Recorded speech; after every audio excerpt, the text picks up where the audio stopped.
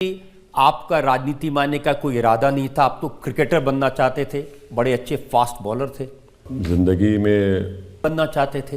हाँ, वकालत मैंने LLB किया लंदन से है, लेकिन अब आप सियासत के लिए ये टोपी, दाढ़ी, अचकन, पजामा। नहीं, ये सियासत के लिए नहीं है, ये एक हमारे हैदराबाद की एक तहजीब का हिस्सा है। मैं इसमें अपने आप को कंफर्टेबल महसूस करता हूँ कि सियासत के लिए नहीं पहनता हूँ मैं। लेकिन सियासत में आ कैसे गए आप? मैं जब वापस भी होगी, क्योंकि जिस दिन शादी हुई उसके अगले दिन सुबह विधानसभा में भाषण देने पहुंच गए। हाँ, आप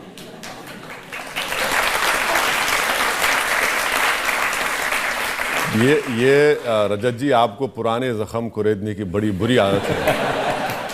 आप अपने घर को चले जाएंगे वापस, मुझे भी जाना है। तो बाज़ ऐसी चीज़ें होती हैं, मोदी जी से टिकट लेकर MP का इलेक्शन जीत जाएं। बताइए, UP से टिकट ले लीजिए, ये जमानत बचा पाए तो फिर हमको आप बुला लीजिए दोबारा। तो अब मौलाना है, बोल दिए हैं बेचारे, खजूर खा लिए होंगे तो बोल दिए, तो बोलना ही पड़ता है। बात कर रहे हैं आजकल, वो कह रहे हैं माई के साथ बाप भी। नहीं, वो उनका तरीका ये है कि यादव ही मुख्यमंत्री बनेगा और मुसलमान चेला बन के रहेगा। वो सिर्फ वाई में बिलीव करते, M को सिर्फ इस्तेमाल करते सत्ता में आने के लिए, उसके बाद M तो दूर रहता। लेकिन बिहार में तो आप गए थे, वहां आप MLA छोड़ के चले गए। वहां पर हमारे MLAs को RJD ने खरीद लिया। 5 हमारे MLAs जीते थे। हम लोग 4 साल मेहनत किए और 5 MLA सीमांचल, जो भारत का सबसे बैकवर्ड एरिया है, वहां से हमारे MLA जीत कर आए। बताना पड़ेगा कि हाउ डू यू फील, मजा आ रहा है आपको अभी? तेजस्वी क्या गलती है, चाचा ने पलटी मारी है। मैं सिर्फ 19 सीट लड़ता हूं तो मैं वोट काटने वाला बन जाता हूं, और आप बीजेपी को 2-2 मरतबा सत्ता दे देते। का शेर है कि अगर अपने मन में डूब कर पा जा सुराग जिंदगी, तो अगर मेरा ना बन सका तो अपना तो बन। तुम अपना ही नहीं बनना चाह रहे भाई। आप किसी तो कोई बात नहीं, किसी और को चाहोगे तो मुश्किल होगी। नहीं, वो ऐसा है ना, रजत जी अपने कॉलेज के जमाने का जिक्र कर रहे हैं। इसके पीछे भी एक दास्तान है। तो मेरा मामला ऐसा नहीं है। मैंने कह रहा हूं कि तुम मुझे नहीं चाहोगे, ठीक, कोई बात नहीं, तुम किसी। तो उन्होंने कहा मोदी के हैं 2 यार, ओवैसी और KCR। हेलो दोस्तों, कैसे हैं आप सब? तो हम हाजिर हुए हैं आपके लिए एक और नई वीडियो के साथ, जिसमें हम देखेंगे ओवैसी जी रजत जी के सवालों का बहुत सलीके से जवाब देंगे। वीडियो में बहुत मज़ा आने वाला है। क्या सवाल हुए, क्या जवाब हुए, ये सब कुछ जानने के लिए वीडियो में लास्ट तक बने रहें। तो चलिए दोस्तों, वीडियो शुरू करते हैं। अच्छा कि आपका राजनीति मानने का कोई इरादा नहीं था, आप तो क्रिकेटर बनना चाहते थे, बड़े अच्छे फास्ट बॉलर थे। जिंदगी में मुक़द्दर के फैसले आप और हम नहीं करते, वो तय करने वाला ऊपर वाला होता है। तो हाँ, एक उस जवानी में एक ख्वाहिश थी कि क्रिकेटर बने। फिर बुज़ुर्गों ने समझाया कि आप पढ़िए, तालीम हासिल करिए। तो हमने हमारे वालिद की बात को माना और फिर तालीम हासिल करने के लिए चले गए। वो मैच याद है आपको जिसमें आपने 6 विकेट ली थी? हाँ, वो उस्मानिया यूनिवर्सिटी वर्सेस बेंगलुरु यूनिवर्सिटी का इंटरवार्सिटी फाइनल था उस्मानिया यूनिवर्सिटी ग्राउंड में, और हम उस्मानिया यूनिवर्सिटी के ओपनिंग बॉलर थे। तो मैच में मैं 6 विकेट लिया और दूसरी बेंगलुरु यूनिवर्सिटी से वेंकटेश प्रसाद ओपन कर रहे थे बॉलिंग, तो उनको शायद 1 या 2 विकेट मिले। वो साउथ जोन यूनिवर्सिटी को सेलेक्ट नहीं हुए, मैं सेलेक्ट हुआ था। तो फिर उसके बाद क्रिकेट का करियर ख़त्म हो गया। बड़ा नुकसान कर दिया आपने क्रिकेट का, अच्छा बॉलर मिस कर दिया हमने। नहीं, मेरा फ़ायदा हो गया भाई। आज नहीं मालूम, देखिए खेल में क्रिकेट में नहीं मालूम क्या होता था, बट ये मेरे साथ जितने भी हमारे साथी थे माशाल्लाह बेहतरीन खिलाड़ी थे, बेहतरीन बैट्समैन थे, बॉलर थे। बट यही है कि ज़िंदगी का एक सफ़र है, किस मंजिल पर, किस राह पर लेकर जाती है आपको नहीं मालूम होता उस वक्त। उसके बाद आप वकील बनना चाहते थे? हाँ, वकालत मैंने LLB किया लंदन से, फिर लिंकन्स इन्स से बार लॉ किया। मैं US जाकर LLM करना चाहता था, मगर हमारे वालिद ने कहा कि बैरिस्ट्री करो, और फिर मैंने किया। उनकी दुआ थी, कामयाब हो गया, कोई शिकायत नहीं है। लेकिन हमें शिकायत है कि आप तो एक अच्छे भले ब्रिलियंट स्टूडेंट थे, मैकडॉनल्ड्स में काम किया, आपने ऑक्सफोर्ड सिटी स्टोर्स में भी काम किया। बिल्कुल, वे तो ये तो सब करते हैं, जितने स्टूडेंट जाते हैं, कोई मैं एक्सेप्शन नहीं हूँ। मेरे उस वक्त की एक तस्वीर है जो मैं दिखाना चाहता हूँ लोगों को कि आप कितने हैंडसम दिखते थे।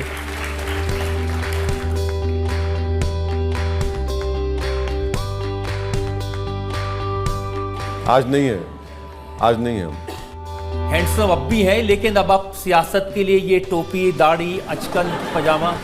नहीं, ये सियासत के लिए नहीं है, ये एक हमारे हैदराबाद की एक तहजीब का हिस्सा है। मैं इसमें अपने आप को कंफर्टेबल महसूस करता हूँ कि सियासत के लिए नहीं पहनता हूँ मैं। लेकिन सियासत में आ कैसे गए आप? मैं जब वापस आया 94 में, तो उस वक्त हमारे वालिद और जो पार्टी के बड़े बड़े लोग थे, उन्होंने मुझे समझाया कि देखो, राजनीति में पढ़े लिखे लोगों की ज़रूरत है और तुम, अल्लाह ने आपको काबिल बनाया है, आप आइए, पार्टी के लिए काम करिए, खिदमत करिए। जब हम इलेक्शन लड़े 94 में, मैं एक ही एमएलए जीता हमारे पार्टी से, सिंगल एमएलए था, तो वो 5 साल बड़ी मेहनत करना पड़ा। फिर 94 में एमएलए बना, फिर 96 में एक पार्लियामेंट इलेक्शन आ गया, आप थोड़ा सांस लिए, फिर 98 का एक पार्लियामेंट इलेक्शन आ गया, फिर 99 में एक और आ गया। तो उसमें क्या हुआ कि क्योंकि इस्लामिक कैलेंडर के लिहाज से मैं सफ़र के महीने में पैदा हुआ, तो मेरी माँ हमेशा शिकायत करती कि तुम घर में नहीं रहते। मैं, अम्मा आपने सफ़र के महीने मुझे पैदा किया तो इसी में चले हैं। तो सफ़र से सियासी सफ़र शुरू हो गया। शिकायत तो वाइफ को भी होगी, क्योंकि जिस दिन शादी हुई उसके अगले दिन सुबह विधानसभा में भाषण देने पहुंच गए। हाँ, आप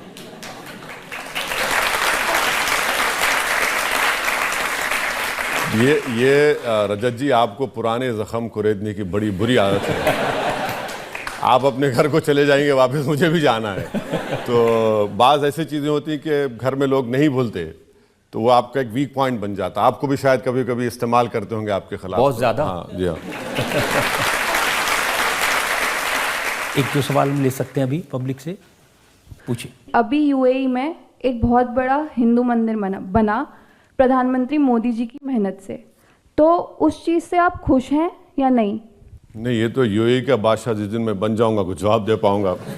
मैं तो यूएई का बादशाह नहीं हूँ। वो तो सिर्फ पूछ रही है कि आप इससे खुश हैं या परेशान हैं? नहीं, मैं इसलिए खुश हूँ कि वहाँ पर यूएई हमारा एक स्ट्रेटेजिक पार्टनर है। यूएई में हमारे लाखों भारत के लोग काम करते हैं, फॉरेन एक्सचेंज भी जाते हैं।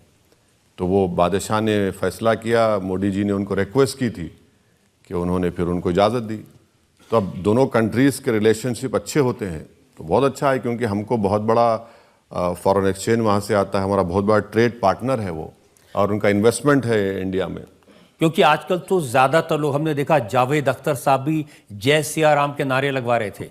अच्छा, वो कब से मज़हब में बिलीव करना शुरू कर दिए? वो तो एथिस्ट है ना।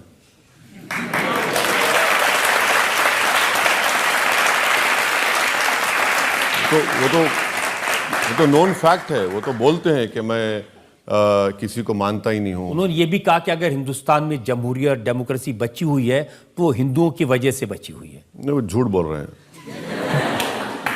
इसलिए कि जमहूरियत अगर बची हुई है और बची रहेगी किसी भी हालत में, संविधान जो बाबा साहब अम्बेडकर ने बनाया, देखिए संविधान गाइड करता है। कोई कम्युनिटी अपनी जगह पर है, मगर उस सबको, मुल्क को गाइड करने वाला तो संविधान है। तो संविधान हमारा रिलीजियस न्यूट्रल है, और वो जब तक वो संविधान रहेगा तो जमहूरियत भी शायद थोड़ा कमज़ोर पड़ी ज़रूर है, बट जमहूरियत तो रहेगी। आप कह रहे कमज़ोर पड़ी है, लेकिन बहुत सारे मौलाना, मौलवी, उलेमा, अभी बरेलवी उलेमा है, मौलाना शाहबुद्दीन रिजवी, उन्होंने कहा जो सेक्युलर कहने वाले मुसलमानों का इस्तेमाल करते हैं, मोदी को वोट दो। तो मौलाना को चाहिए कि मोदी जी से टिकट लेकर एमपी का इलेक्शन जीत जाएं। बताइए, यूपी से टिकट ले लीजिए, ये जमानत बचा पाए तो फिर हमको आप बुला लीजिए दोबारा। तो अब मौलाना है, बोल दिए हैं बेचारे, खजूर खा लिए होंगे तो बोल दिए, तो बोलना ही पड़ता है। लेकिन आप देख रहे हैं कि आजकल ज़माना बदल रहा है। पहले लोग मुसलमानों की, उनके वोट की बात करते थे, अब सिर्फ हिंदुओं की वोट की बात करते हैं, राम मंदिर की बात करते हैं। नहीं, मैंने जब 2014 में नरेंद्र मोदी भारत के वज़ीर आज़म बने, मैंने अपनी स्पीच में कहा था कि मैं आपको एक चीज़ की मुबारकबाद देता हूं कि आपने इस मिथ को तोड़ दिया मुस्लिम वोट बैंक के। मुस्लिम वोट बैंक का एक मिथ है, ये एक अफसाना है जो कभी हकीकत से ताल्लुक रहा नहीं उसका। इस देश में हमेशा से ही मेजॉरिटी वोट बैंक रहा, मगर मुसलमानों को एक दिल फरेब और बहुत सी खूबसूरत बातें, आपका वोट बैंक, अरे भाई तुम्हारा वोट बैंक ही नहीं है कभी। अगर आपका वोट बैंक होता तो फिर कितने एमपी जीत पाए पॉपुलेशन के लिहाज से। और नरेंद्र मोदी ने तो अब मुसलमानों को पॉलिटिकली मार्जिनलाइज कर दिया। वो बात भी नहीं करते मुसलमान वोट के बारे में, किसी को टिकट भी नहीं देते, उनके पास एक मुस्लिम एमपी भी नहीं है, एक मुस्लिम मिनिस्टर भी नहीं है। तो ये सच्चाई है कि अब उनको ज़रूरत भी नहीं है बीजेपी को, बिल्कुल मार्जिनलाइज करके रख दिया पॉलिटिकली, सोशली मुस्लिम माइनॉरिटी को इस देश में। लेकिन तेजस्वी यादव बात कर रहे हैं आजकल, वो कह रहे हैं माई के साथ बाप भी। नहीं, वो उनका तरीका ये है कि यादव ही मुख्यमंत्री बनेगा और मुसलमान चेला बन के रहेगा। वो सिर्फ वाई में बिलीव करते, एम को सिर्फ इस्तेमाल करते सत्ता में आने के लिए, उसके बाद एम तो दूर रहता। लेकिन बिहार में तो आप गए थे, वहां आप एमएलए छोड़ के चले गए।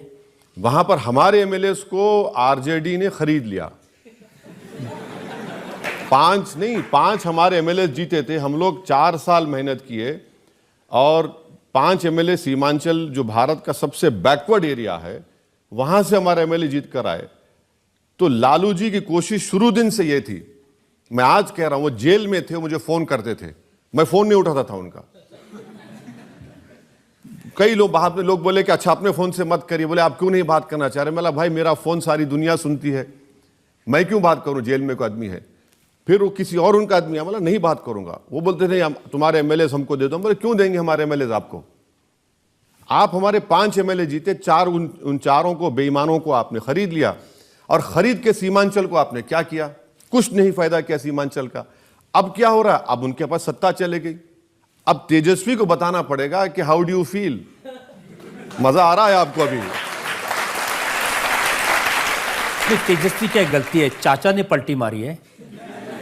मैं सिर्फ 19 सीट लड़ता हूं तो मैं वोट काटने वाला बन जाता हूं, और आप बीजेपी को 2-2 मरतबा सत्ता दे देते हैं, तो आप राजा हरिश्चंद्र हैं।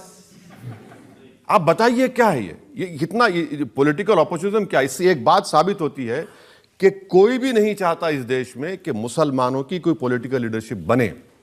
देखिए कितने सारे लीडर हैं, जैसे ममता बनर्जी हैं, उनके बारे में तो माना जाता है कि वो मुसलमानों की खैर ख्वाह हैं।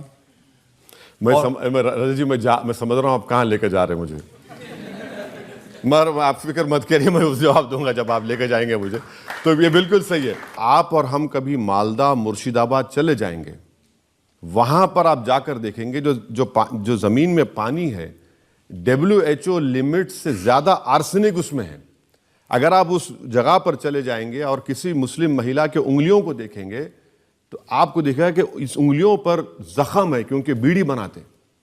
अब मुझे बताइए फिर सेकुलरिज्म के माने क्या है, ये क्या सेकुलरिज्म कर रहे हैं आप, कितना शेयर है आपके गवर्नमेंट एम्प्लॉयमेंट में। तो यही तो मुस्लिम कम्युनिटी को समझना है कि भाई आप सिर्फ इस्तेमाल हो रहे हैं और आपको अपनी लीडरशिप को बनाना है। लेकिन वहां तो लोग एन ब्लॉक वोट देते बिल्कुल देते हैं, बिल्कुल देते हैं, वही तो देते हैं, क्योंकि उनके पास ऑप्शन भी नहीं है। और उनको लगता है कि कांग्रेस और सीपीएम भी कुछ नहीं करी, लेफ्ट फ्रंट की गवर्नमेंट थी, मगर वहां पर जो social economic health indicators Bengal के मुसलमानों के बहुत खराब है, इसमें कोई डिनाई नहीं कर सकता, डेटा है उसका। और आप बजट क्या देते हैं, बजट भी बिल्कुल कम देते हैं, मगर मुसलमानों को सिंबॉलिज्म बहुत पसंद। अब रमज़ान आएगा तो चीफ मिनिस्टर अपने सर पर पूरा बांध कर आकर बैठकर बिस्मिल्लाहिर्रहमानिर्रहीम, और हम खुश, अरे उसने बिस्मिल्लाहिर्रहमान कह दिया। अरे भाई बिस्मिल्लाहिर्रहमानिर्रहीम तो हो रहा, मगर तुम्हारा क्या और बिस्मिल्लाह हो रहा है, उसकी फिक्र ही नहीं है। तो ये चीज़ें हैं। तो आप वोट के तौर पर इस्तेमाल तो कर रहे हैं, मगर उनको फ़ायदा तो पहुंचाइए। आप फ़ायदा नहीं पहुंचा रहे। अब आप देखिए वो जो वहाँ गड़बड़ चल रही है, शाहजहां शेख, बिल्कुल, आप क्यों ऐसे लोगों को प्रमोट करते, आप क्यों उनको आगे लेकर आ रहे हैं।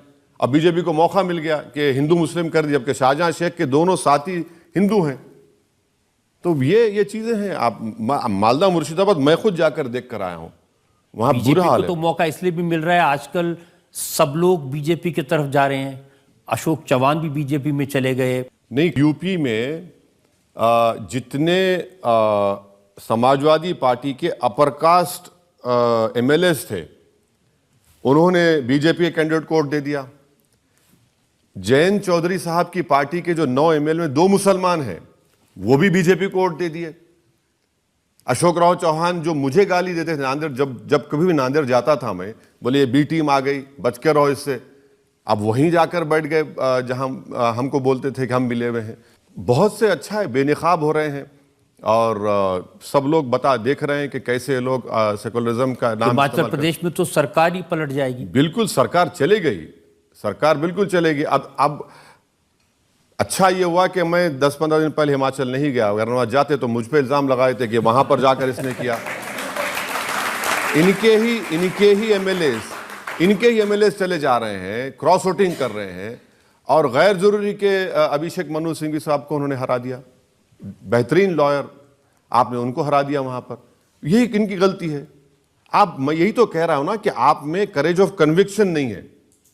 आप नरेंद्र मोदी से आइडियोलॉजी पे मुकाबला करेंगे तभी तो आपको कुछ कामयाबी मिलेगी। आप तो बोल रहे हैं कि नहीं हम उनसे बड़े हिंदुत्व के लीडर हैं, तो लीजिए भुगतिए।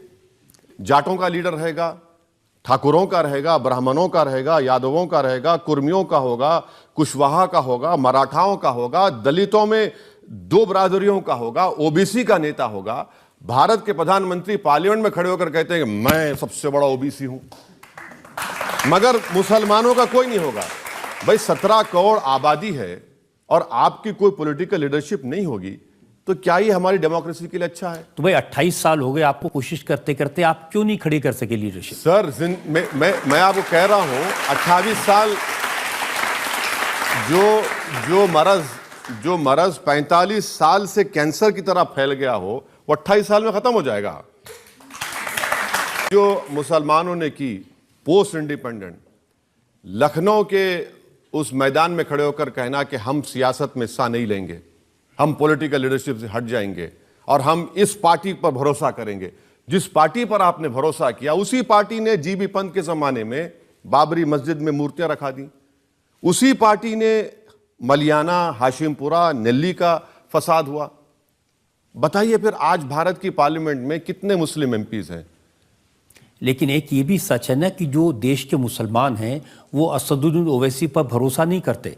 उनको लगता है ये बीजेपी को मदद कर देंगे। नहीं ठीक है, मुझ पे भरोसा मत करिए, मुझे खारिज कर दीजिए। तो एक शायर का शेर है कि अगर अपने मन में डूब कर पा जा सुराग जिंदगी, तो अगर मेरा ना बन सका तो अपना तो बन। तुम अपना ही नहीं बनना चाह रहे। भाई आप किसी मुसलमान को पूछिए, हाँ ये सब बातें सही है, बनो लीडर। बोले नहीं नहीं, वो हमारे पास वो नेता हैं, हमारे पास वो पार्टी है, हमारे पास। भाई कुछ नहीं होने वाला है, कुछ नहीं होगा। क्या तो आपसे कहते हैं ना कि तुम अगर मुझको ना चाहो तो कोई बात नहीं, किसी और को चाहोगे तो मुश्किल होगी। नहीं वो ऐसा है ना, रजत जी अपने कॉलेज के जमाने का जिक्र कर रहे हैं। इसके पीछे भी एक दास्तान है। तो मेरा मामला ऐसा नहीं है। मैंने कह रहा हूं कि तुम मुझे नहीं चाहोगे, ठीक, कोई बात नहीं, तुम किसी और को चाह लो। भाई आप किसी को तो चाह लो, किसी को तो अपना लो। तुम कब तक सिर्फ बेवफाई की दास्तान बयान करते फिरोगे? भाई किसी को तो अपना लो। जब सिखों ने अपनी लीडरशिप बना ली, तो भाई हर बरादरी की एक लीडरशिप है, इसमें कोई डिनाई नहीं कर सकता। मगर जहां पर मुसलमानों की पॉलिटिकल एम्पावरमेंट की बात आएगी, ओह जिना की याद ताजा हो जाती। अरे भाई जिना को हमने ठुकराया, हम रिजेक्ट किए जिना को, इसलिए तो आज यहां पर हैं हम और रहेंगे सुबह क़यामत तक। पॉलिटिकल लीडरशिप नहीं होगी तो इसी तरह हम लोगों को घसीटा जाएगा, इस्तेमाल किया जाएगा और इंसाफ नहीं। नेता हैं वो उस पर यकीन नहीं करते। तेलंगाना में राहुल गांधी गए थे तो उन्होंने कहा मोदी के हैं 2 यार, ओवैसी और केसीआर। तो मेरा मानना यह है कि मोदी का है यार, वो है राहुल गांधी। मैंने कहा था ये, ओवैसी मध्य प्रदेश में नहीं था, ओवैसी छत्तीसगढ़ में नहीं था, कैसे जीत गए वहां पर? आपने जिताया, आपने सौदा कर लिया क्या मोदी से? एक दिन आप सर एक प्रोग्राम ऐसा करिए कि मैं यहां कटहरे में बैठे रहूं और वहां पर ये तमाम मेरे दूसरे पार्टी के विरोधी खड़े हो जाए, बैठ जाएं। मैं आपको बता रहा हूं 10 मिनट नहीं बैठ पाएंगे मेरे सामने लोग। तो दोस्तों ये थी आज की वीडियो, रजत जी के सवाल और ओवैसी जी के जवाब। तो आप सबने देखी, आपको कैसी लगी बताइएगा और हमारे चैनल को लाइक शेयर सब्सक्राइब कर दीजिएगा। मिलते हैं आपसे नेक्स्ट वीडियो में, तब तक के लिए बाय बाय।